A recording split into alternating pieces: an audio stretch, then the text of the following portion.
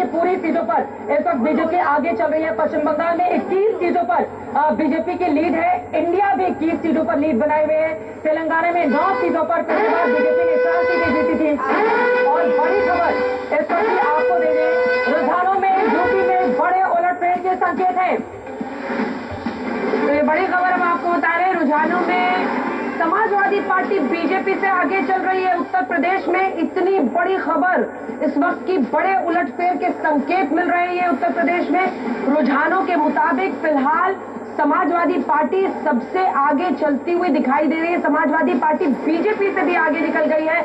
वही बीजेपी जो लगातार वहां पर अच्छी परफॉर्मेंस, चाहे वो 71 सीटें हो 2014 की या फिर उसके बाद 62 सीटें हो, सहयोगी के साथ 64 सीटें हो, अगर वहां पर 42 सीटों पर इंडिया गठबंधन आगे और 36 सीटों पर सिर्फ एनडीए, तो ये बहुत बड़ा संकेत है कि भारी फेर बदल के संकेत मिल रहे हैं उत्तर प्रदेश में। ये वही उत्तर प्रदेश है जहां पर वाराणसी सीट प्रधानमंत्री नरेंद्र मोदी की है। यही वही यूपी है जहां अयोध्या में अभी राम मंदिर का उद्घाटन हुआ है। ये वही उत्तर प्रदेश है जहां पर योगी के कानून व्यवस्था की बात होती है। अगर यहां पर इंडिया गठबंधन बड़ा कमाल कर रहा है तो ये वाकई बहुत बड़े संकेत है, क्योंकि अब आप देखिए एनडीए का जो नंबर है वो 284 के आसपास में थोड़ा स्टैग्नेंट होता हुआ दिखाई दे रहा है। लेकिन यूपी से सबसे बड़ी खबर आती हुई दिख रही है, जहां ऐसा लगता है कि बीएसपी के अलग चुनाव लड़ने के बावजूद अखिलेश यादव और कांग्रेस का जो ये गठबंधन था वो रंग लाता हुआ दिखाई दे रहा है। और अगर उत्तर प्रदेश में आप देखेंगे ज्यादातर सीटों में जो पश्चिमी उत्तर प्रदेश के हिस्से हैं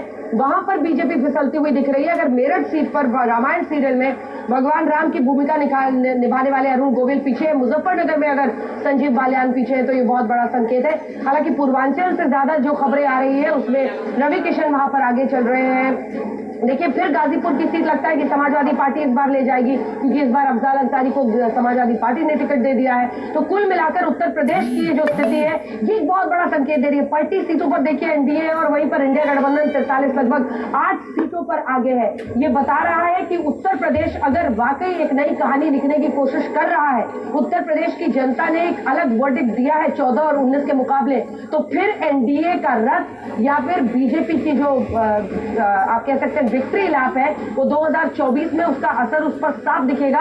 और जो उसकी जो पहिए हैं वो थोड़े चरमराते हुए आपको दिखाई देंगे अगर यही 35 और 43 वाला आंकड़ा यहाँ पर उत्तर प्रदेश में बरकरार रहता है। देखिए फिरोजाबाद हो या फिर जो अन्य आजमगढ़ की सीट हो, ये तमाम सीटें जो यादव परिवार को दी गई थी, कन्नौज हो, मैनपुरी हो, आजमगढ़, फिरोजाबाद, 5 सीटें जिसका जिक्र प्रधानमंत्री भी करते थे यादव परिवार को जाने की, उन सीटों पर फिलहाल समाजवादी पार्टी आगे चल रही है। आइए अब आपको जो कंप्यूटर बाबा है उसके पास चलते हैं और चित्रा बताइए जरा नंबर्स अलग अलग राज्यों के। यूपी पर फोकस। हाँ, यूपी पर सबसे ज्यादा फोकस है क्योंकि सबसे बड़ा गोलटफेर यहीं पर दिखाई दे रहा है। और जहां पर देखिए 80 सीटें आपको दिखा रहे हैं मौजूदा वक्त में एनडीए